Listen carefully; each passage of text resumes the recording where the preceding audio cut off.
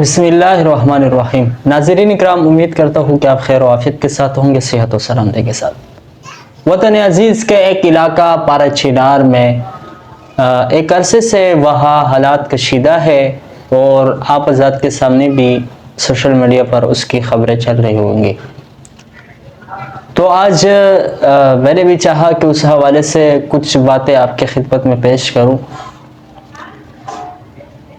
وہاں اگر دیکھا جائے تو اہل تشیع کی آبادی بھی ہے اور سنی بھی وہاں رہتے ہیں، لیکن جب بھی حالات کشیدہ ہوئے ہیں اور وہاں آپس میں لڑائیاں ہوئی ہے یا ان کی آپس میں جنگ ہوئی ہے، تو ہوتا یہی ہے کہ اہل تشیع کے جو افراد ہیں ان کو سوشل میڈیا پر ہائی لائٹ کیا، اور سوشل میڈیا پر ہائی لائٹ کرنے کے بعد ظاہر ہے اب لوگوں کے سامنے آیا اور مختلف لوگوں نے اس پر اپنی آراء بھی پیش کی اور مختلف لوگوں نے اس کے بارے میں بتایا کہ یہ ظلم ہے، اور لوگوں نے اس کے بارے میں صدا بھی بلند کی کہ وہاں ظلم ہو رہا ہے۔ لیکن یہاں ایک سوال ہوتا ہے کہ پارا چنار میں رہنے والے سنی مسلمان، کیا ان پر ظلم نہیں ہوا؟ پارا چنار میں جہاں سنیوں کے بازاروں کو جلایا گیا، وہاں کی بزرگ کی سر کو تن سے جدا کر دیا، اور وہاں کے معصوم بچوں کے ساتھ انہوں نے جو زیادتی کی اور ان کو شہید کر دیا، اس کے بارے میں خاموشی چھائے ہوئے ہے۔ تو آج اس سوال کو اٹھا کر میں آپ کے سامنے آیا ہوں، کیا وہاں کے سنی، کیا وہاں کے رہنے والے سنی بھائی، کیا ان کے ساتھ یہ ظلم نہیں ہوا؟ آج سوشل میڈیا پر ان کو کیوں نہیں دکھایا جا رہا؟ وہاں کے ایک بزرگ کے جب سر کو تن سے جدا کر دیا تو ہماری یہ سوشل میڈیا اس پر کیوں خاموش تھی؟ لیکن اس کو کوئی نہیں دکھاتا۔ افسوس یہ ہوتا ہے کہ جب ظلم ہو رہا ہو، دیکھیے میں یہ نہیں کہتا کہ صرف سنیوں کے ساتھ ظلم ہو رہا ہے، دونوں کے ساتھ اگر ہو رہا ہے تو دونوں کو سوشل میڈیا پر ہائی لائٹ کرنا چاہیے، لیکن یہاں ایک طرف کے منافقت کرنے والے لوگ جب سامنے آ جاتے ہیں، جو کہتے ہیں کہ سنیوں کے ساتھ کچھ بھی نہیں ہوا، اور وہ اپنی منافقت غلیظ زبان استعمال کرتے ہیں، تو مجھے ان لوگوں سے میرا آج یہ سوال ہے، کیا وہاں کے لوگوں کو سنیوں کے ساتھ ظلم نہیں ہوا؟ اس کے بارے میں آپ کی خاموشی کیوں چاہیے ہوئی؟ آپ گنگا کیوں بنا ہوا ہے؟ دوسرا سوال یہ اٹھتا ہے کہ وہاں کے لوگ جو کہتے ہیں کہ ہم محب وطن ہیں، ہم پاکستان کے ساتھ محبت کرنے والے ہیں، لیکن جب بھی وہاں کی آپریشن کی بات ہوئی تو وہ سڑک پر احتجاج کرنے کے لیے کیوں مجبور ہوئے؟ انہوں نے سڑک پر کیوں احتجاج کرنا شروع کر دی؟ اس سے معلوم ہوتا ہے کہ وہاں کی سنیوں کی خون کو رائگاں بہانے کے لیے وہ کوشش کر رہے ہیں۔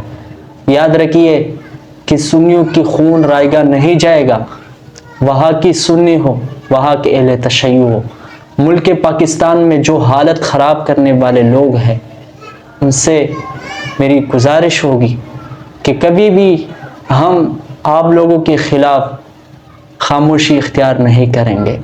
وطن عزیز میں امن قائم کرنے کے لیے ہمارے ملک پاکستان کے فوج کوشش کر رہے ہیں، اور اس وطن عزیز کو بچانے کے لیے ہم بھی اپنی خون کی آخری قطرے تک کوشش کریں گے۔ لیکن افسوس ہوتا ہے کہ سوشل میڈیا پر آج ایک طرفہ کرنے والے لوگ جو ان کو یک طرفہ روح دے رہا ہے اور کہتے ہیں کہ وہاں کی سنیوں کے ساتھ کچھ نہیں ہوا، یہ بات غلط ہے۔ ظلم چاہے جس صورت میں بھی ہو، ہمیں ظلم کہنا چاہیے اس کو، چاہے اہل تشیع کے ساتھ ہو رہا ہو، چاہے مسلمانوں کے ساتھ ہو رہا ہو، سنی بھائیوں کے ساتھ ہو رہا ہو، لیکن یک طرفہ روح کرنا اور وہاں کے لوگوں کے بارے میں یہ کہنا کہ ان کے ساتھ کچھ نہیں ہوا، یہ بات غلط ہے۔ جب بھی وہاں کے علاقے کو اسلحہ سے پاک کرنے کی کوشش کیا ہے تو ان کی طرف سے ناکام کوشش کیوں کی گئی ہے؟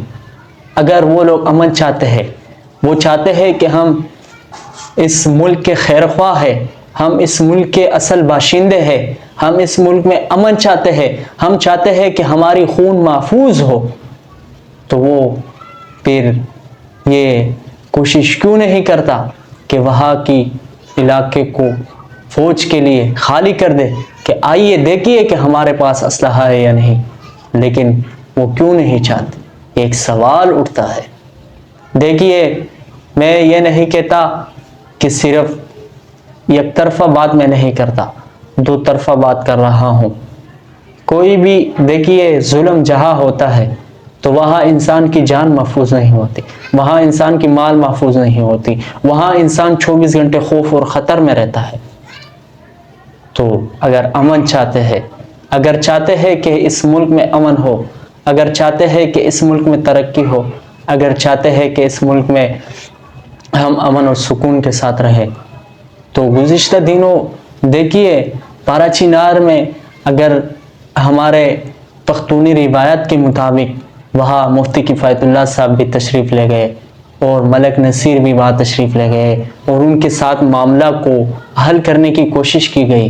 اس لیے وطن عزیز کے ساتھ مخلص رہیے، وطن عزیز کی امن کو خراب کرنے والے کے خلاف آواز بلند کرے اور اپنی مسلمان اور وطن عزیز میں رہنے والے تمام افراد کے ساتھ محبت کرے اور اپنی وطن عزیز کے لیے دعا کرے کہ اللہ اس کو ظالموں کی شر سے دور رکھے۔ معزز سامعین، امید کرتا ہوں کہ آج کی یہ گفتگو آپ کو ضرور پسند آئی ہوگی۔